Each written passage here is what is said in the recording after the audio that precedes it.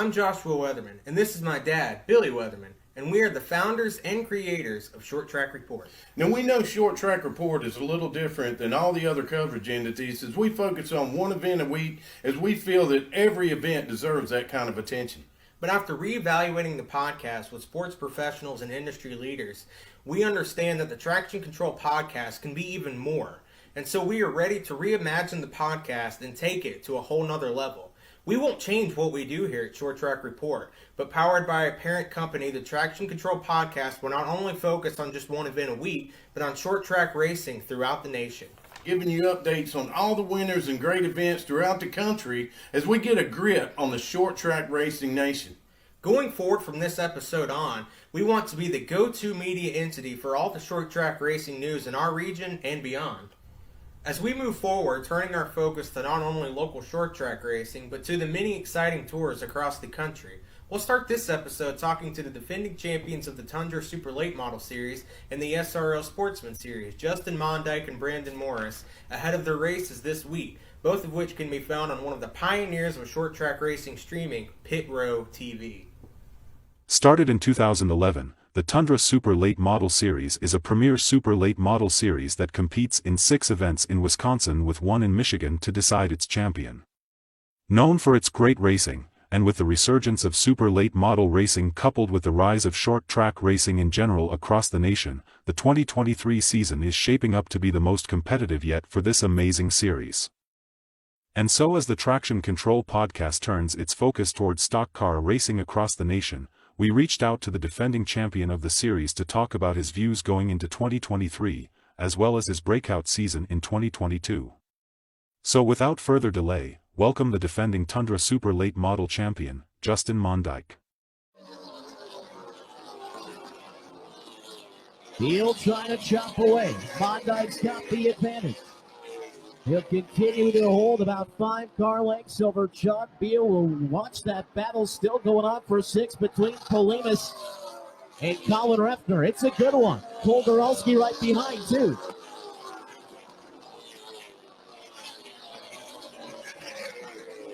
It's been a heck of a season so far with a bunch of wins up at Norway, some at State Park. He has been strong. White flank coming down. One more for Justin Mondeik to pick up another TUNDRA win.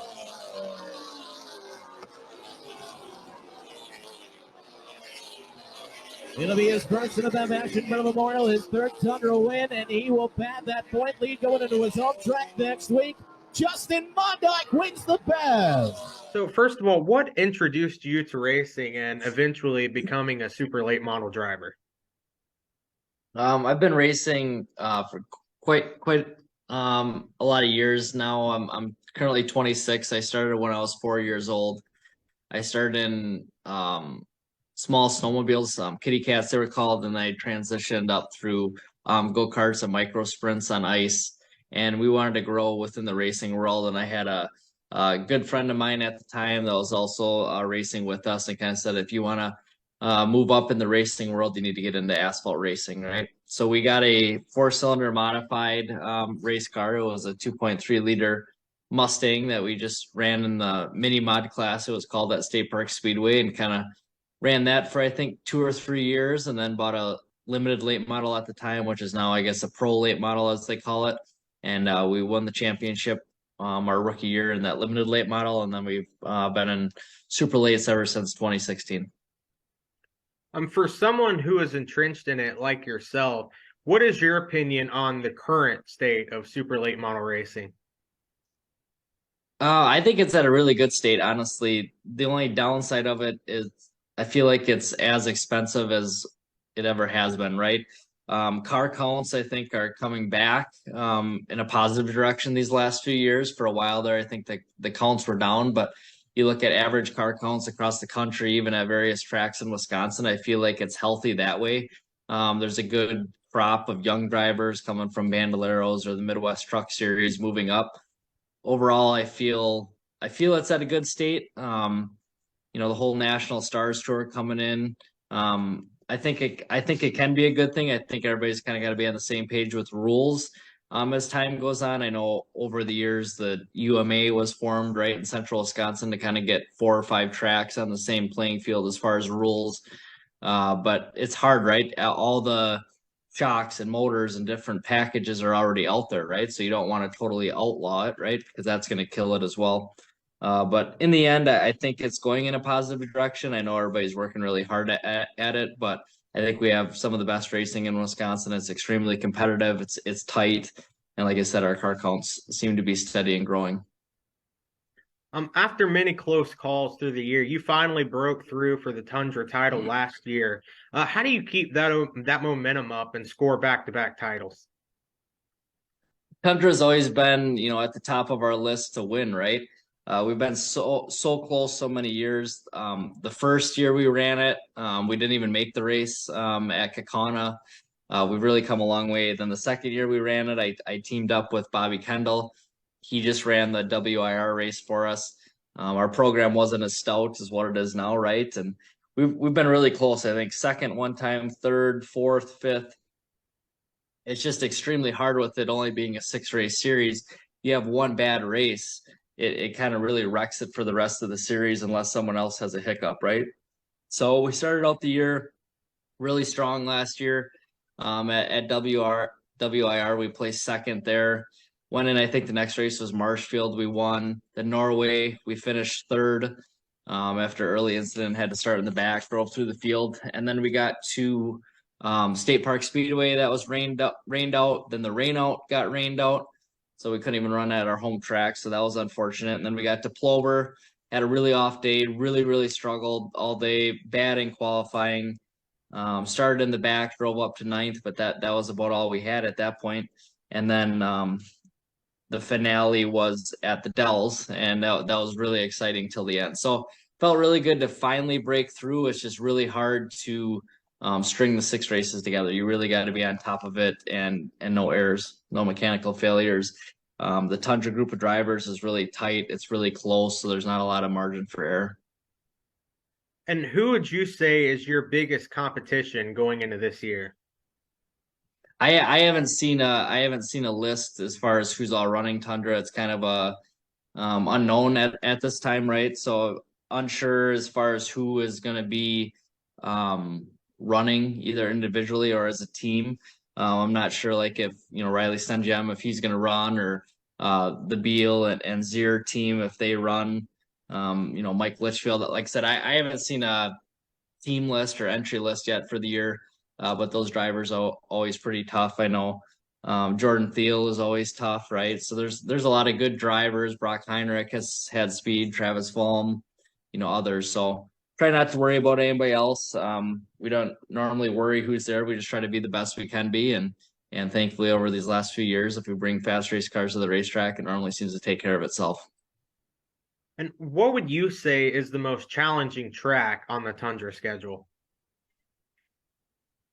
For me, or as a whole? For you. Man, I don't know. They really all the tracks seem to suit my driving style. That's why I enjoy Tundra. It's some of our best tracks that we run at. I would say the most challenging for us would be the Dells. We have really good speed there. We can never seem to put the whole race together, right? Like either we have really good speed and we don't qualify good, and you have to start in the back and you make the most of it, or vice versa, right? So it was good on championship night last year to finally put a race together and have that complete package. So I feel really good about our baseline and our package for Dells Raceway Park. So I look forward to running there again this year. And say you're a rookie driver venturing into super late models for the first time in 2023. What would your advice be to that driver to succeed and move up the ranks in stock car racing? I remember when I first started in super lates, or even 4-cylinders for that matter, you always look at the super late models and you're like, wow, I would love to be there, right? I would love just to have one car and just to run 5 or 10 races a year, right? And I was at that point once, right? So you have to work really hard, get to that point, right? And if you're planning to run Tundra or a super late model, you're already at that point, right? But you have to conduct yourself in a professional manner on and off the racetrack. You have to go out and be aggressive and find sponsors, because that's really the only way you're going to make this go, unless you're come from a wealthy family or something and have, one partner that's paying for it all. But I don't have that luxury, so I've had to really work hard over the years to find that funding. So the more money and partners and relationships I was able to grow, the better equipment you can get around you and the bigger team you can do. So it really just comes down to working hard and not being complacent, and you just got to work extremely hard to get there. And over time, you'll get there. It just takes a little bit of time. And finally, what makes the Tundra Super Late Model Series so special to you, and why should fans outside of your region be excited for the season opener at Wisconsin on Pit Row TV? I think it's affordable, right? So it's affordable as far as from a racer standpoint, right? So you pay X amount of dollars at the beginning of the year. All your race tires are included in that fee, as well as, I believe, 4 pit passes per race. So you don't really have the huge cost on race day, right? And there's a lot of really good drivers, right? So you might, there's certain series that'll run the ASA Midwest Tour or the National Tour, or that'll run Tundra, or there's a few that run, both, including myself. So it's really good. You get a variety of drivers, a lot of really good drivers. You get team driving, so there's a lot of strategy that goes in. And then I also enjoy running Tundra just because, like I said, it's some of my 5 or 6, best racetracks that we have. So we always know going in that we're at a good racetrack. We have a good baseline for it. We're going to be a threat for the win, and that's always what we go for. And we know you couldn't do all of your racing without your loyal sponsors. Absolutely. I have a large list here for you that I'd like to include here quick.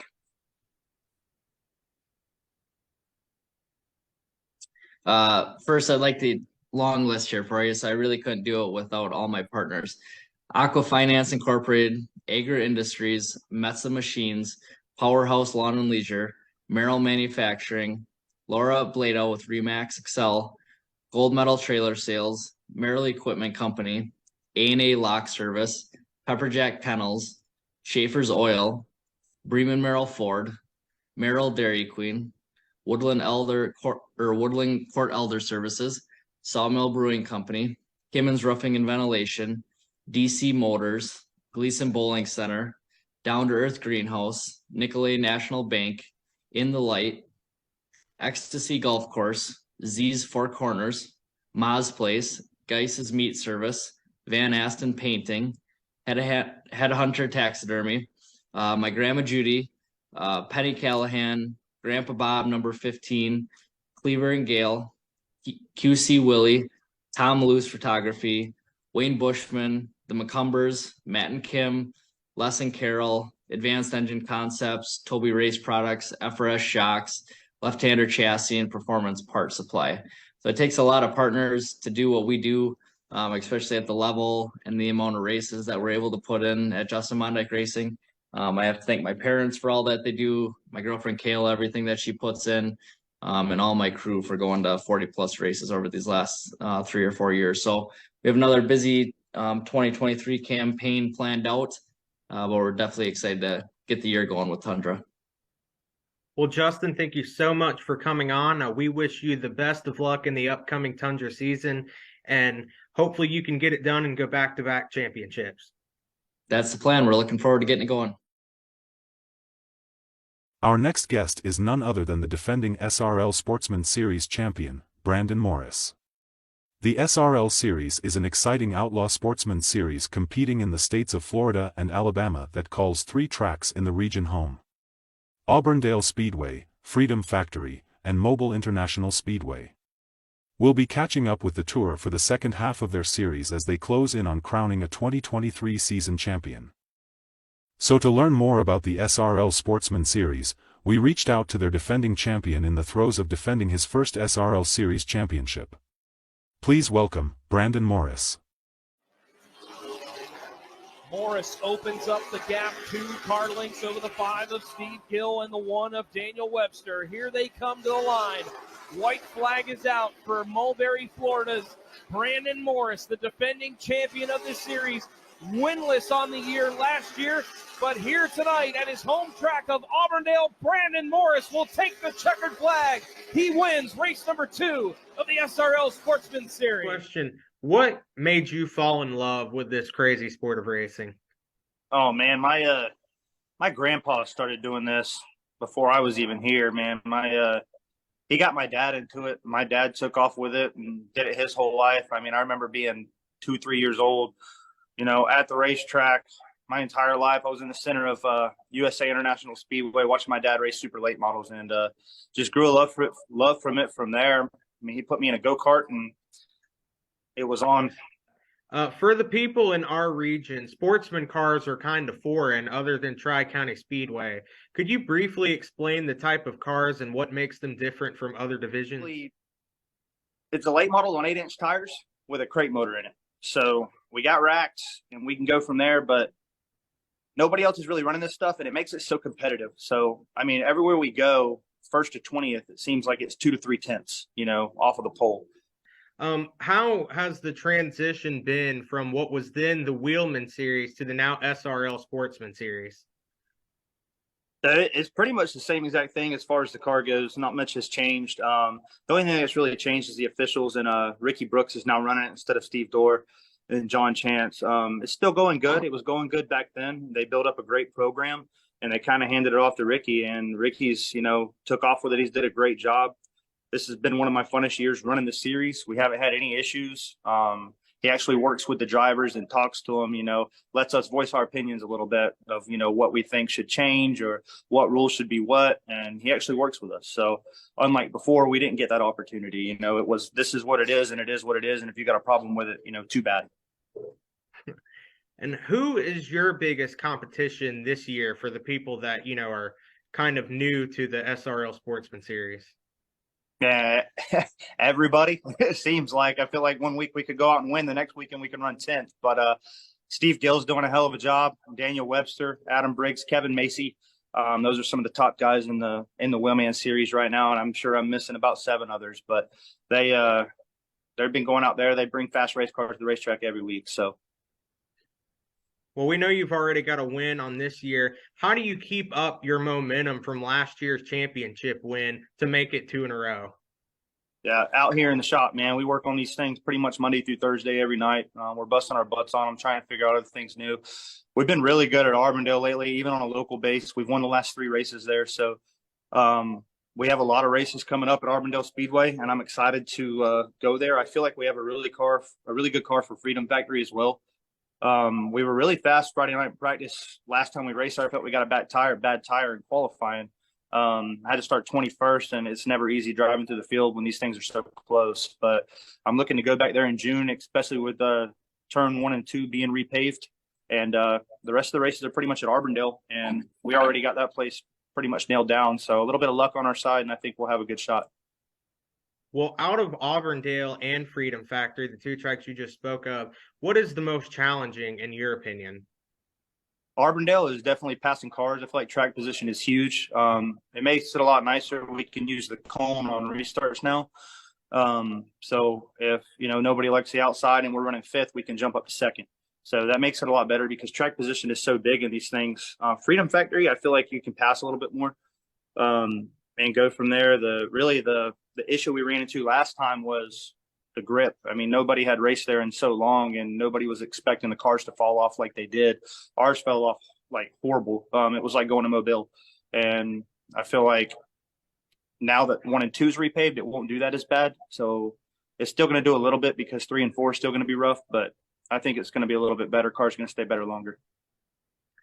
And you touched on it earlier in the interview. What makes the Sportsman Series so special to you, and why should race fans tune in to the next SRL Sportsman race on Pit Road TV? Yeah, I think, in my opinion, I feel like the SRL Sportsman Series is one of the biggest things in the Southeastern United States going on. And you got some of the best race car drivers in the state of Florida out here battling it out every week. And like I said, from 1st to 20th might be 2.5 tenths. That's nothing. So you mess up one corner and next thing you know, you're getting passed. And if you mess up one corner in qualifying, you're freaking 15th and you're out of the invert. So these cars are just so close, and there's a lot of really good drivers in it, which makes it so competitive. I've never raced anything this competitive. I think it's more competitive than late models are right now, and anything else. It really makes it difficult, but it makes it a lot of fun, and we enjoy it.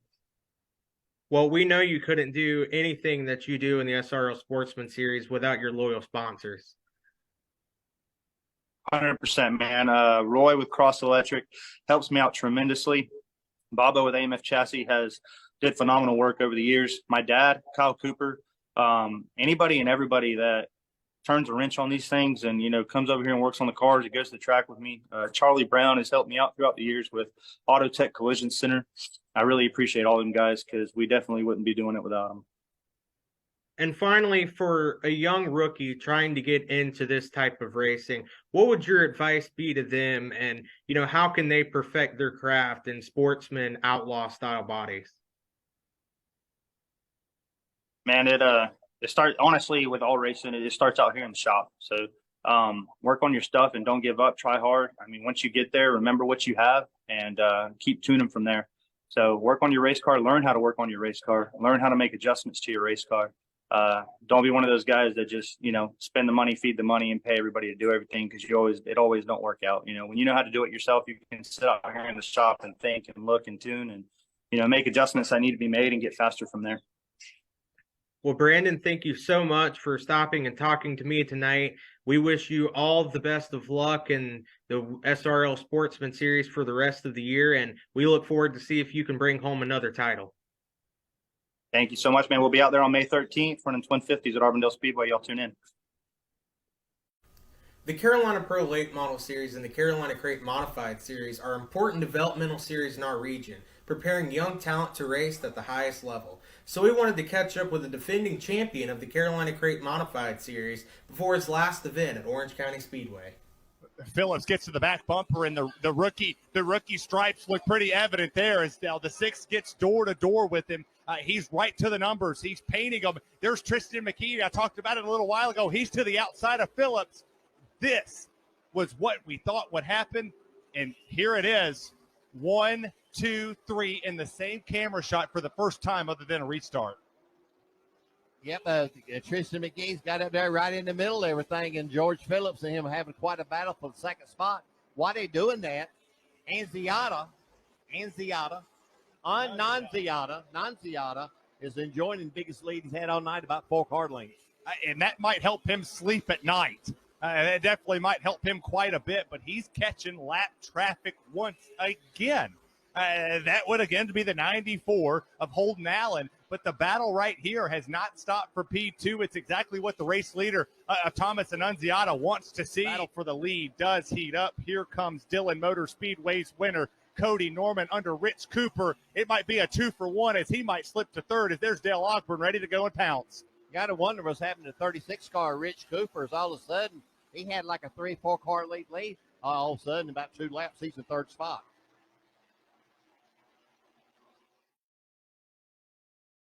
Cody Norman here at Orange County Speedway. Cody, I've got a simple question to ask. What makes the Carolina Crate Modified Series so special to you, and why do you keep coming back to the tour each and every week they race? It's just kind of a fun deal, They run, the way their schedule breaks down, they run more during the summer months when, tour stuff is all kind of off for Bowman Gray, so it works out good for us. We can come and run, and, they have a pretty good little series. It's not too expensive to run, so it's good seat time, and we get to go to a lot of cool tracks, so it's a lot of fun. And why should fans that have never heard of the Carolina Crate Series, why should they tune into the next Carolina Crate Series modified race on Pit Row TV? The races are always exciting. They're pretty unpredictable. The crate stuff, everybody's pretty equal. So it's anybody's given day. They can be really good, and then the next guy can be really bad. So it's a lot of fun. And I think the competition's really close. There's not a ton of cars, but everybody's really close. So it's fun to watch and an enjoyable time for everybody. Now, me and my dad, we both grew up watching short track racing in the Central East Coast. And one thing that you could always count on almost any track you went to, that was A.J. Sanders in Victory Lane. One of the most winningest mini-stock drivers in this region. We got a chance to catch up with him at the historic Winston Cup Museum. If you've been to any short track in the Central East Coast region more than once, chances are that you've seen not only A.J. Sanders race, but seen him win as well. Representing 2 generations of racing fans, we've grown up watching this racer compete and win on tracks throughout the entire region. He's won so many times that even he's lost count by his own admission. Please welcome multi-track champion, A.J. Sanders. So, A.J., what got you started in this crazy world of racing? Well, my dad, he'd raced pretty much kind of like I say all his life, but back in the old days, he's from South Carolina, down around the Hartsville, Darlington, South Carolina places, and he raced the old cars like the Bill Blair type car we have out front here. And I've seen some pictures of it. Of course, I don't know nothing about it. And then he moved to North Carolina and didn't race, and then he got back into racing as I was a child. I remember him getting a car. And just, I've always been around it. And of course, when you're back then, when you're around it, you kind of want to do what your dad done. It's a family thing. And it just became something I thought I wanted to do. Well, so he raced. He built me a car. I think it was about 81, 82. We was on dirt, old Pintos. He'd been winning. I mean, he won a bunch of races. My dad was really good. And we went to back then it was called Optimal Speedway, which is Ace nowadays. It was dirt. And we got there, and he didn't let me race. He took the car down there, and he decided, I guess he got nervous. So he let somebody else race it. They won the race that night in my car, brand new. He'd won every race except that one. And when he did, the next I showed a fit, so the next week he let me race. And my first ever race, now I got lucky because a couple of them spun out and wrecked, but we wound up finishing third in my first race. I thought I was a race car driver. I wasn't nothing. I tell young guys this today, just go out and do the best you can, because when I started racing, I tore up race cars. I didn't even make races. People can't believe that nowadays, but I didn't even make the races, and that was back on dirt because I did not listen, did not do what the car wanted to do. I wanted to do more than the car. So I was wrecking it, just not learning what I need to learn. Finally, one day I sat down and I thought, I got to calm down. Whether I finish last, I'm tired of trying to impress people. So we started making races. I think it was, I can't remember what year it was, up at Friendship Speedway. I finally won a race on dirt there, and then just started doing the other stuff, dirt late models at Tri-County, and then went into asphalt racing, and it's been great. I've learned a lot. I've drove a whole lot of race car, different style race cars, from the street stocks, the mini stocks, the super late models at Concord. I drove for other people, the NASCAR modifieds, the Wheeler modifieds for Aubrey Fisher and his brother. Randy Butner drove over at Ace, the modifieds for him and Bill Wilder. And then I drove the USAC Midget a few times. That is a blast. Butch Lamb, one of my sponsors for Radical Race Gear, he let me drive a brand new $50,000 car, and I had no clue what I was doing. Yeah. That was the scariest thing I've ever done. It was fun, but it was scary because you don't have radios, you don't have spotters, you just rely on the old day on feel where somebody's at. And we actually ran good. Should have won the second race I ran down at Dillon, but we didn't. We finished third, but still had a great time, and I'm excited. I want to run it again. I think we got a shot to win if I run it a couple more times. But it's 40 years of racing. It's been great.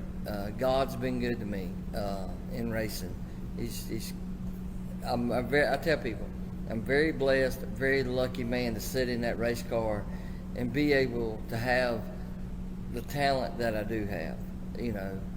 But like I say, I give all the credit to him. I mean, I couldn't do this without God and your sponsors and your friends and your family and the ones that help you week after week, because I can't pay people to help me on my car because we don't get paid enough to pay nobody. Yeah. So it's all family and friends, people dedicating their time. And when I leave here now, I'll go to the house because I'm a truck driver, and I'll work all day today and a few hours tomorrow. I got to go out in the morning to Virginia, but I'll work tomorrow, and that'll be about it. And come in, load it up, we're going to go to Florence, South Carolina, chase this national championship, because we got to run in the next few races to see what we're going to do.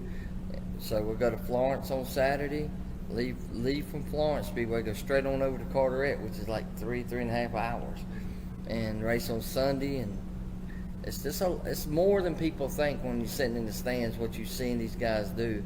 They spend a lot of time in the shops, a lot of time on the road. So, well, most people know you for your mini stock racing, and for me personally, I feel that you've ruined mini stock racing for me, because every time I remember back to a mini stock race, it's AJ Sanders always in victory lane. If AJ Sanders shows up, he's probably going to be that wins the race. So what is it about you in mini stocks that connects so well? Just how did you get started in mini stocks, and just what is it about it that connects you in that car so well? I can't tell you that. All I can tell you is my dad started me, like I told you, in old Ford Pintos back in the day. Then we moved on to run other stuff. But the only thing I can look at is I've had a lot, like I just keep saying, friends. Tiger Tom Pistone. I don't know, you're pretty young. I don't know if you know Tiger Tom Pistone. He is a legend in NASCAR. He has helped me a lot. Told me, he was so very old school. People don't realize some of the things. And I still teach people this today. And people look at me like I'm crazy.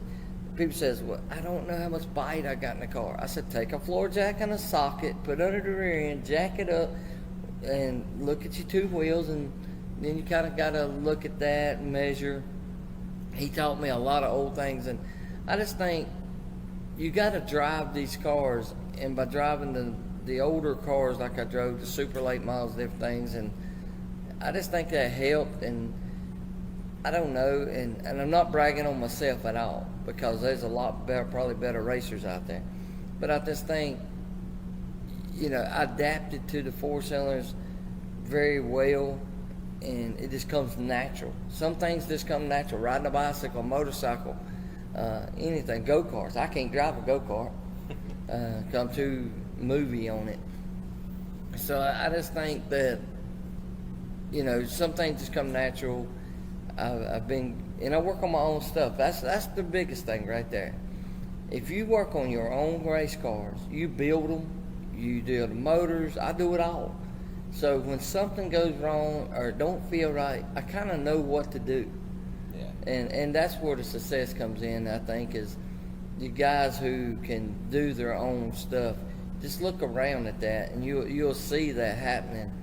I think it's what makes a racer, is when you can do it yourself. And that's what I keep teaching these young kids. Don't always pay somebody to do something, because my philosophy, I guess you call it, if one man can do it, another man can do it. Yeah. You may mess it up a couple times trying it, but you keep going and you keep doing it. But that's the only thing I know. And you say success at it. I think the success comes from when you're doing good and you have fans that come down and support you, family and friends. If nobody was there to support me, what good would it be? I wouldn't have fun at it. But I'm having fun. I'm 54 years old and can still have fun. And yes, I'm winning, and I don't want to take it out of racing, but I think sometimes what you said, well, there comes AJ Sanders, he's probably going to win. Well, I think that gets in some people's heads. And you go to the racetrack, and it's like a give-up situation. Well, he's probably going to beat us tonight. Yeah. I never look at that. I don't care what racetrack I go to win, and I feel like I can win if I go there. If I didn't feel like I could win, I wouldn't go. And every racer needs to feel like he can win. I don't care if he's running 20th or running first. Just try every week and feel like you can win. You touched on earlier about your father's reaction to you wanting to race. I got to ask you, what was your honest reaction when you first heard that Andrew and Steven wanted to be just like AJ? Were you nervous? Were you excited? Yeah, I was, but like both, nervous and excited. But I remember, I will never forget it to the day I die, taking Andrew to Hickory practicing. We got out there, and I said, well, if the boy's going to make it, he's got to make it the real way. So I got out there, let him run some. Then I got out there behind him, started bumping him. Yeah. trying to see what he would do if you got him sideways or pressure, run off in the corner and shove him high beside of him. And the kid is good. Andrew is good. Steven is just crazy. So, I mean, he's a lot like – Steven is my daddy mirrored. Mm-hmm. He's very, very talented, very good, has no fear whatsoever. And that's the way my dad was. And he reminds me so much of my daddy. And I'm glad, because I can look at him and see my daddy, his temper, his everything. And I have no problem with that. I mean, I think but there again, it's because he cares about the sport. He cares about what he's doing. He wants to do the best he can. And I think he's going to go with me to Florence and Carteret. I'm going to pull his cars, and I hope he does good. I want to see them do good, because my little boy Blaze spots for me. He's only 12 years old and does great. But if he don't want to race, I don't know what he wants to do yet. But later, if he don't want to do it or can't do it, or just don't have fun doing it, then I'm going to give the opportunity to Steven. If Steven don't really want to do my deal and wants to do his own, I'll give it to some of my grandkids. Because he's got a grandkid that I think is going to be the next A.J. Sanders. Clayton is good, and I want to see that. I want to be able, if I can't be in the seat, I at least want to be touching the car and still getting the happiness out of seeing somebody win. Yeah. Every Jeff Gordon has their Dale Earnhardt and vice versa. Out of all of your years, all of the classes that you've raced in, who is your biggest rival on the racetrack that you would say? Over the years, I guess because we've raced so much together, and it's really, I don't know if you could say rival, it's just a competitor that I want to, of course, had to outrun, I guess, is Michael Tucker. Yeah. Tucker is really good, and of course, I race so much, I'm not a one-track guy. Michael Tucker was like your ace guy that I'd have to outrun. But then at Bowman Gray, it's Brandon Brindle. And then some other places it's different people, but it's no one I want to outrun them all. So and there's a lot of good, talented race car drivers in the mini stocks that people don't see. I mean, even little, I don't know if you really know him, but Wyatt Sapp. I helped Wyatt all his race career, and I see a lot of potential in Wyatt. He finished third in the points this year. I built his motors and stuff, so he's got a lot of potential. But I guess rival would be Michael Tucker and then Brandon Brindle, because we've had our shares of beating and bamming and arguing and fussing, and so those are the two. Is there a rough estimate of how many overall wins and championships that you have, or is it just too many to count? Well, and I blame myself, and I would have to go back in my basement. I wish I had a picture of my basement. I know Corey Latham has it if you wanted to get it and stick it on here, and I could get it. But my wife gets on to me. We got a basement that we made it, finished it out. Was gonna put some trophies down there. That's beyond trophies now. You would need to come to my house and really see it. There's some neat, very, very neat trophies in there. But wins, and I know some people say, oh, there ain't no way. Just count it up and you'll see. It's over 500. Yeah. Come in my basement, you'll see it. Championships, we're in around 15. Yeah, different kind, because, some years you'd win the track championship, some years, I won the national championship. So when I say championships, I'm not talking about exactly track.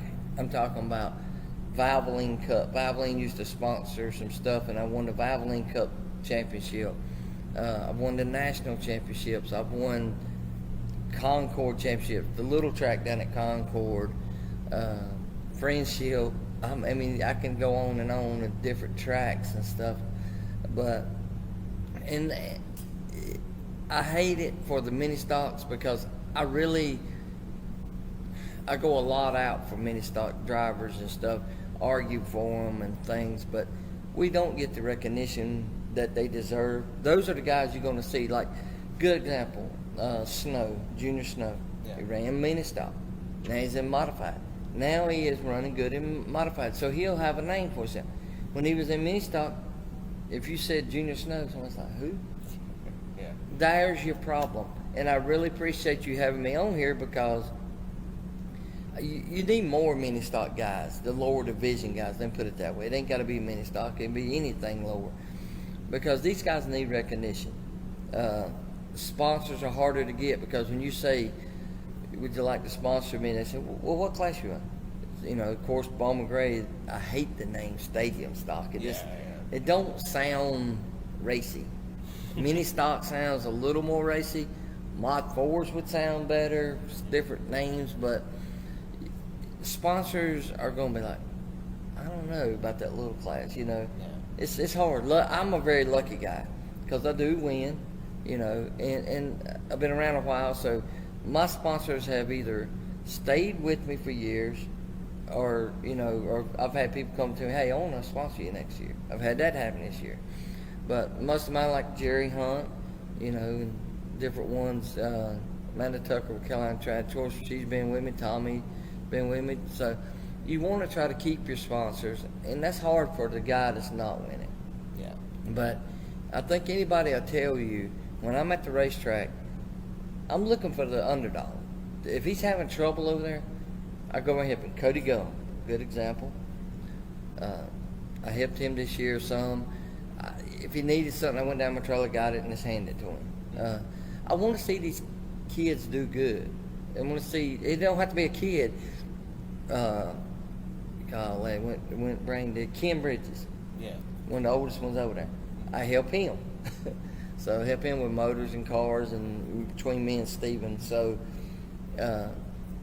you got to keep this class alive. You got to keep racing alive. I keep telling people, you got to keep it alive. This right here keeps it alive by you having us on here and putting it out on social media. And that's what we need. And thanks to you, thanks to Bowman Gray. Where else you going to get the recognition you get at Bowman Gray? I mean, you can go to any other track, go down to Ace. How many times you probably ever interview many people from Ace? I mean, there's nothing wrong with Ace. It's out in the country. They only run in every other week or so. It's rough. Yeah. I would say the best racetrack out there right now, other than Bowman Gray, to me, as for excitement, I don't know how much you go there, is Wake County. They don't have a lot of car count, but I wish they did. I'm going to go and run there a couple times here now because of NASCAR, but we got to do something to keep the racing alive. Yeah. For, competitors out there watching, I know they're going to be really interested in this question. Is there a rough timeline on when AJ Sanders might just hang up the helmet, or are you just going to be like Morgan Shepherd, go until you can't anymore? People ask that question all the time. My take on that is this. When I will quit, there's no timeline. When will I partially quit will be when AJ Sanders gets in that car and he goes a whole season of racing, because my season is a long time. Yeah. But if I go and I see I'm not competitive, I cannot win a race in that year. I know it's time. I'm doing something wrong. I know my reactions. I know something's not clicking. I know then it's time to hand that steering wheel to somebody that's got a little more wheel. Yeah. And will I quit? I can't tell you I'll quit. I may run limited schedule because I want to do it. Do I have fun? Yes, I do. Do I want to do it just like my dad did? My dad basically raced till he died. He was like right at around 72, and he actually didn't even need to be in the car because he had got sick and had health issues, but he loved it. When he had to step out of that car, and I don't want this to happen to me, when he stepped out of that car, that's what killed him. Racing was everything. When he had to sit at home because his health was so bad, I could see it. Getting out of the car drained him. So even though he enjoyed going watching me, it wasn't the same. And I don't want myself to have that happen, but I know it's going to one day. So I just hope somebody can enjoy all them trophies, my wife and me have talked about that, about giving away to kids or to people who want them, because there's a lot of special trophies down there. And I just want somebody to be just like this right here in this museum. I want it to be where people put them up. Yeah. One final question to end it off here. You touched on it a little bit earlier. For somebody that's been in short track racing for so long, what is your current opinion of current short track racing? I may get myself in trouble saying this or whatever, but I don't think racing, and there again, I've done it for 40 years, so I'm old school, is racing anymore. Real racing, and I don't care what nobody says, is more of Bowman Gray, even Ace, Wake County. There's your racing. When you get this mess you got now, to me, the Cup Series and stuff, that's not racing. I mean, I want to see side by side rubbing, man getting out working on his own race car a little bit. You don't see that stuff no more. These cars are built at the shop. They're ready to go to the track. They don't even touch them at the track hardly. When you can put, like Kyle Busch and them got caught, when you can put a piece of tape on a front end to make a difference, come on, that's not racing. Now, these things are way too aerodynamic. Let's go back to the old Monte Carlos like you see sitting out here or something. The old boxy cars, stock, heavy stuff. And that's where you're going to have racing again. But like I say, I've had a great racing career. But, you know, I don't know. It's just changing too much. And I don't like to see all these crazy changing come along. It's too expensive. I mean, when guys are spending $12,000 for a motor for a four-cylinder to win $150, I mean, come on. That's I build my own. I got maybe $2,500, and people will say, "Oh, that's a lie." Well, I can bet you, I got almost $2,500 in a motor. Yeah. My car, I paid a guy $800 to build that, put the cage in it when I built it. Mm-hmm. So I guarantee you, there's not a cheaper race car or stocker race car out there hardly than what mine is. Mine still got whatever the year model car was, 83, 84. It still got the same bushings in the control arms that came off the street in ball joints. But it works, so I leave stuff like that alone as long as it works for me. And, you know, like I said earlier, I'd like to give a little shout out to my sponsors that I do have. Carolina Trad Choice Realty, Twin City Towing right here in the Trad if you ever need something towed, Radical Race Gear, Clifton Plumbing, J&T, Jimmy and Teresa Brown, just Jerry Hunt, Super Center, Todd Hunt, just a lot of people, and I'm sure I'm probably going to forget some of my National Graphics, which is Mark Dyer that wraps my cars, and just the fans, like I say, and the crew. My crew consists of basically Gary Plummer and my son, and my wife, of course. She cooks. Can't forget her. I'd be in the doghouse if I forget her. But she does so much behind the scenes and support. So I got to thank my wife for what she does for me. But just all those people and the fans, the kids, the different ones.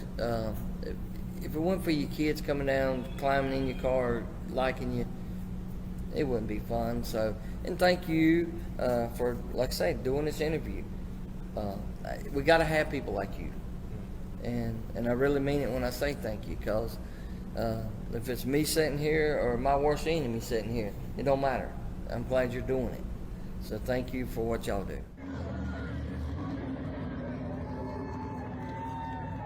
Thank you for joining us for this special edition of the Traction Control Podcast.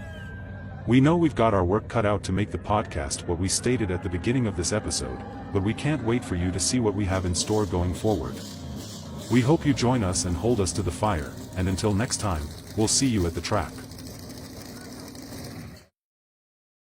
The Traction Control Podcast is powered by Short Track Report. And is brought to you by Pit Row TV, a pioneer of short track racing streaming, where winners watch their favorite races. And by the Winston Cup Museum, celebrating 33 years of the pinnacle of NASCAR. And by fans like you, and the entire short track racing nation. We thank you for your amazing continued support.